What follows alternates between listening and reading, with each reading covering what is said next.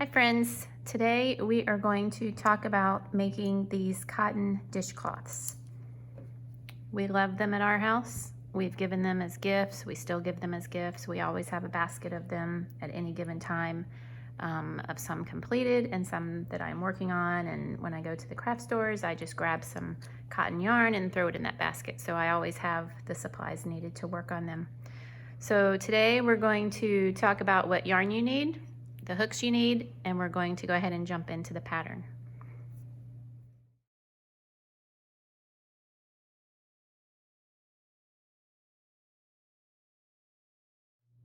All right, so there are several different types of cotton yarn, and the kind that we want for these dishcloths is this sugar and cream, and there's also several other names, but it's essentially a worsted weight, which is kind of like you can see the medium size of it, cotton yarn. And cotton is great because these can be washed with your regular towels. You can just throw them into the washer and dryer on the hot cycle, and they work up great. They clean up great. So yeah, right here it says worsted 4-ply. And another thing I wanted to show you on here, and pretty much any ball of yarn that you buy new that has a little wrapper or a sleeve on it, it will tell you what size crochet hook to use that is best for this size of yarn. And on here it says a 5mm US 8 or an H crochet hook. So that is handy to know. So if you ever find a yarn that you like and you're not sure what to stitch it up with, every wrapper will tell you the recommended size crochet hook or knitting needles right there. And I was going to show you there's several different crochet hooks that you can buy. This is just a standard crochet hook. I think it's Susan Bates maybe, I'm not sure, but it's an H8, 5mm. This is one that just has kind of a cushy handle. It's nice. It's also a 5mm. It doesn't say H or 8, but it's 5mm. Here's one that has a little wooden handle on it. All of them work great. Usually some people prefer one over the other. Like sometimes, like all of these pretty much look similar, or same, these two for sure. But sometimes I just get into, sometimes I just get comfortable with one over another one. So you might just have to experiment and find one that you like. It's interesting, but most of the time it's just the basic one that I prefer the most. So let's go ahead and get started. Okay, so let's go ahead and break into this. Most of the time I go ahead and slide the sleeve off. And there's usually two ends. One is usually wrapped around the side. You can see that one was right there. Sometimes there's one that you can see that is coming out of the center. Oftentimes that creates a lot of knots for me on this cotton, so I usually just pull the one that seems most obvious, which is usually the one coming off the side. The first thing we need to do is create a slip knot. I just wrap it around my finger and pull a little loop up in the middle there. And then you should be able to pull the tail and either tighten it or loosen it. Put your crochet hook in, tighten it down, and we're going to start doing our chain stitch. For this pattern, I almost said recipe, but for this pattern we are going to do 29 chain stitches. So we're going to hold on to our crochet hook, we're just going to loop the thread around and then pull it through the loop. You might need to keep repositioning these two fingers to hold it, and that's perfectly fine. If you hold it a different way than I do, that's perfectly fine too. But we need 29 chain stitches. So there's 1, 2, 3, 4, 5. Sometimes this thread, or this yarn in particular, will try to tear apart a little bit. That's not really the right word, but it's got a 4-ply, so I have to be careful so that I don't kind of shred it with my hook. But even if that happens, that's perfectly fine too. Anyway, there's 5, 6, 7, 8, 9, 10, 11, 12, 13, 14, 15, 16, 17, 18, 19, 20. I should also make one other comment. I have a tendency to crochet very tightly, so I have to make a conscious effort to try to be a little looser in my stitches. It's 21, 22, 23, 24, 25, 26, 27, need a little more, oops, 28, 29. 29 chain stitches. Okay, so if you lay the 29 chain stitches down, you can count them if you'd like to confirm. I always seem to double count just to make sure. The very first loop that is going around the crochet hook, do not count that. That is kind of like your working loop. But right below that, you can start counting, and you can kind of see the V. It almost looks like a little heart. That is one chain stitch. So let's count those real quick. 1, 2, 3, 4, 5, 6, 7, 8, 9, 10, 11, 12, 13, 14, 15, 16, 17, 18, 19, 20, 21, 22, 23, 24, 25, 26, 27, 28, 29.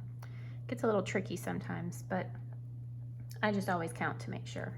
So that's 29 chain stitches, and then our very first row, we are going to do single crochets across all of those stitches.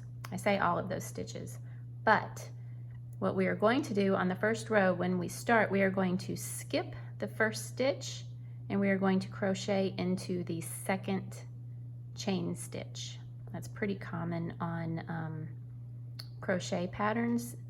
We are going to be doing a single crochet. If we were doing a double crochet, pattern designers will often have you chain 2 or 3 stitches in the beginning, or not chain, but skip 2 or 3 in the beginning.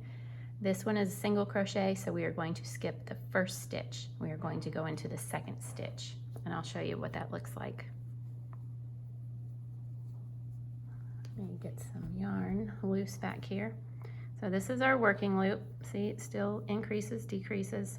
We're going to skip the first stitch and we're going to go into the second stitch.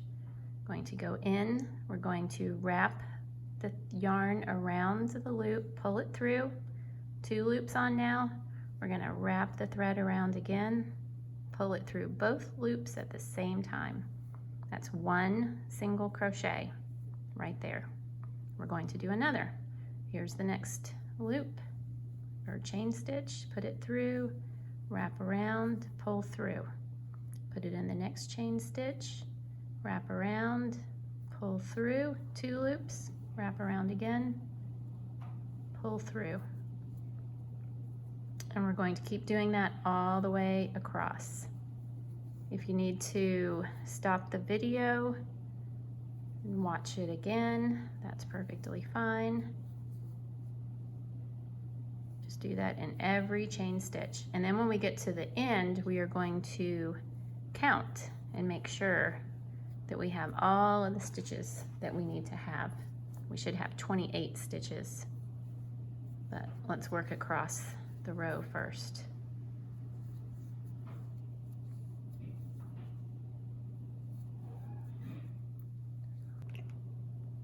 Okay, I single crocheted in every chain stitch except for the very first one that we skipped because we started in the second chain stitch from the hook. So I single crocheted all the way across and I just set it down. So I'm going to show you how to count the single crochets because you want to have 28 here. So we'll start at this end. There's 1, 2, 3, 4, 5, 6, 7, 8, 9, 10, 11, 12, 13, 14, 15, 16, 17, 18, 19, 20, 21, 22, 23, 24, 25, 26, 27, 28. Yes, excellent. I've had to start over many times because I've skipped a stitch or done something here or there. So it's at the beginning, it's not that big of a deal, but it's good to go ahead and get your foundation row set up properly. And then that makes for a much smoother project. All right, so we've counted the stitches. We have 28 single crochets on here. So at this point, we need to turn our work so that we are going back the opposite direction because that's how we're going to work back and forth so that we create our square dishcloth. So to do that, we are going to pick up our work. We're going to do one chain stitch. We're going to loop the thread around, pull it through. That's one chain, and then we need to turn. And when you turn your work, I like to turn clockwise like this, as opposed to this way. If I turn clockwise, I feel like it better enables me to see the upcoming stitches right through here. And one tip, and this is something I struggled with for a long time, is finding my first stitch after I turn. But if you see, if I pull on my hook, it makes my loop bigger and smaller. That is not your working stitch. So we don't want to go in there. We want to go to the next stitch next to it, which is this stitch. That is the first stitch. So if you look at the kind of the structure of this stitch, it kind of looks like the chain stitch that we were counting before. But you can see there's a front loop and there's a back loop. Front, back, back. This single crochet stitch that we are doing, it is a variation of a normal single crochet. And we will do a normal single crochet at the end of this dishcloth. But right now, for the body of the dishcloth, we are going to work in the front loops and the back loops only. And I say that, here's an example. You can see that doing it this way just gives the body of the dishcloth a lot of texture, which helps with washing dishes. So this is my favorite pattern for dishcloths. And the way that we're going to make this happen, again, that is my working thread in that loop. So we're going to ignore that, and we are going to come to the very next stitch. In the very first stitch, we are going to go in, we're going to put the hook into the center of the stitch and then out and just pick up that one loop. Hopefully you can see that back loop. We're going to wrap the yarn around, pull it through, 2 loops, wrap around, pull through again. So that's our first single crochet through the back loop. For the next stitch, we're going to single crochet through the front loop only. So we're going to come from underneath, come into the middle, wrap the thread or the yarn around, 2 loops, wrap around, pull off both loops. So we did a back and a front. We'll do a couple more. This is the back. We go into the center, down, picking up just that one loop. Wrap around, 2 loops, wrap again, pull off. Next one, we're going to do a front. Come in from the bottom front, wrap around, pull through, 2 loops, pull off. I want to show you that oftentimes I get distracted and I set my work down and then I come back and I'm like, oh my goodness, I don't remember where I was. How do I know if I need to do a front or a back? Well, actually, if you just look at the stitch structure, you will be able to figure out where you were. So like here, I see that the front loop is gone because it's caught up in this stitch. So I know to go ahead and do the back stitch next. So loop it around, pull it through, 2 loops, wrap around, pull through both. Likewise, on this one, you can see I did the back loop because here's the front loop right there. So that always helps me to know, if I just take a quick glance at where those loops are, then I can see the last stitch that I did, whether it was the front or the back loop. So we are going to continue alternating back loop, front loop, all the way to the very end. And we have 28 stitches, and since we started with a back loop, we should end on a front loop. The very last stitch of this row that we do should be a single crochet through the front loop. So I'm going to do that, and I'll be back here in just a few minutes. You can go ahead and work on it as well, and I'll be back here in just a few minutes. Okay, so I continued stitching across the row, and I wanted to show you, here are the last 2 stitches, and sometimes they can get a little tricky, especially the last stitch. So I wanted to show you how I approach it and then how to turn and start the next row. So as I was saying before, here you can see this was the front loop, so my last stitch was in the front loop, so this one will be in the back. So we're going to go pick that up, take it through both loops, and now, as you can see, we've got one stitch left right here. So if we look at it from the top down, we need to go in the front loop, and sometimes this can be a little tricky, for me anyway. So you just pull it through 2 loops, pull it through again, and take both the loops off. So then we're at the end of the row, and again we need to turn and then head the other direction again. So we're going to do 1 chain stitch, and then we're going to turn clockwise again, like I mentioned before. And then it's okay to just take a minute and gather your thoughts. Make sure you know where you're going. You know, we don't have to get in a huge hurry. It should be relaxing once we learn the basic principles of it. So now we're on the next row, our 3rd row after our chain stitch. So again, here's the working thread. I can create the loop with my hook and make it bigger and smaller. Right next to it is the first stitch. And again, just like last row and just like the next, I'm not even sure how many rows. I don't think I've ever counted the rows. I think it's probably about 18 rows or so, but I will show you further in how to measure or determine, you know, when you have your square. But we're not going to go into this stitch, because if we do, we'll just lose our slip knot. But we're going to go into the back of the first stitch, pick up the loop. We have 2 loops on, wrap the thread around, pull it through both. The next one, we're going to do the front loop. Wrap around, pull through, wrap around again, pull through both. And again, like I said, these sometimes gets a little stiff. Cotton yarn does not have any give to it. It's not stretchy really. So there's just, in the actual thread itself or the yarn, there's just not a whole lot of give in it. So sometimes it gets a little stiff, and that's okay. You get kind of used to it. But this is the front loop. Now we're back to the back loop again, and then the front loop, and you'll get used to it. After you start looking at the loops, it'll get much more familiar for you. So just continue across, continue all the way across. You're still going to continue to have 28 stitches the entire duration of the dishcloth. When you get to the end, the last stitch, again, you should be single crocheting in the front loop of the last stitch, and then do 1 chain stitch, and then turn it and start again in the first stitch. And just keep doing that. Like I said, I've never counted the rows before, but I think it's probably about 18 rows or so. And I'm going to keep working on this, and then I will come back when my dishcloth has grown a little bit. You can compare it to this one right here. This one's actually a little bit smaller. I probably used a smaller hook.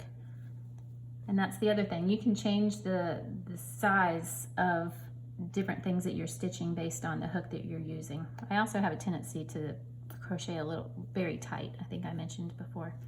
But anyway, so we're going to keep working just back and forth until this grows. And I'll go ahead and tell you right now, one way that the main way that I measure is because I don't really count rows. I don't really measure with a ruler. I assume this still has my crochet hook in it. What I do is I start folding my corner up and seeing when it matches. And when it starts matching, then I know it's square. And when I get to that point, I do my last row, which I will show you when I come back. So in the meantime, keep working on your dishcloth. I will keep working on mine, and I will see you back here in a few minutes. Okay, I just finished doing the single crochet in the back loop and the front loop, alternating all the way across. I did it on all of these rows, and I'm noticing that it's starting to look like a square. So the main way that I check to see if I'm at the point where I want to be, square, I mean, you can obviously make this whatever shape or whatever width or length that you want, but I like a square, is I like to take a corner and fold it over into a triangle and see how we're doing. So there's only a tiny bit left right here, and when I put the last row on, I have one more row that I need to do when I get to this point, and that tells me that I'm ready to go ahead and do the last row. So to do that, I'm going to pick my work back up, and like I said, I just finished this row, so I need to do my 1 chain stitch, and then I need to turn it around. Again, I always go clockwise, And this time, instead of doing single crochets in the back loops and the front loops, I'm just going to do a straight single crochet in each stitch all the way across. And this is the standard single crochet.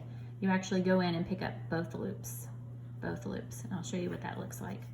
Again, here's my working loop, so I'm not going to go in that stitch. This is the first stitch.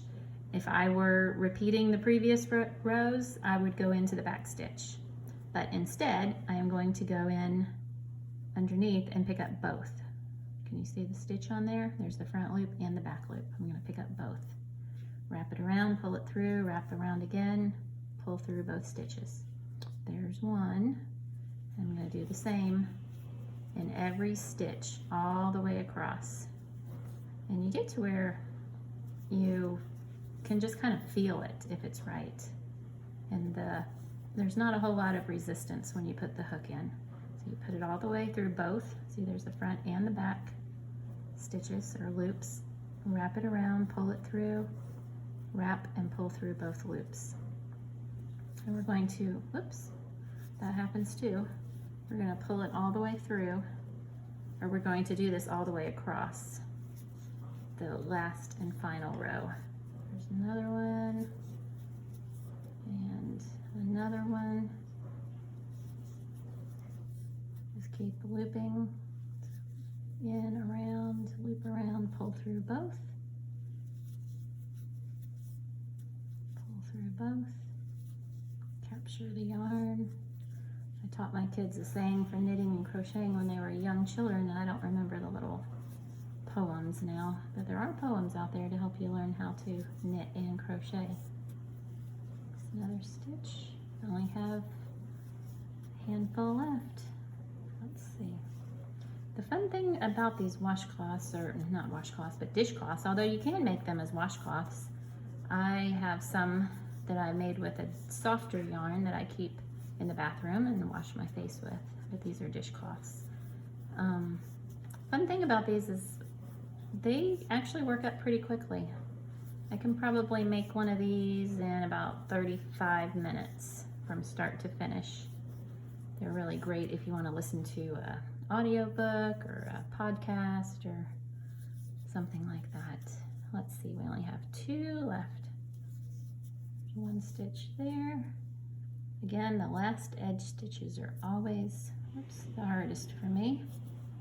There we go, capture that, wrap around, pull through. That is the end of that. I usually just pull the ball of yarn through. And then you can, of course, come in, cut that with scissors, and I will show you the very last step in just a second, but there is your dishcloth. That's so exciting. Okay, I'll be right back and show you what to do with these ends. All right, the only thing we need to do to finish up is we need to clip the yarn tails, and then we need to take a darning needle, and I call it sinking the ends. Not really sure what it's called, but weave in the tails. So put your needle, put your yarn onto the needle, and then I just kind of look for a pathway to just kind of weave the ends in. Not necessarily a right or wrong way to do it.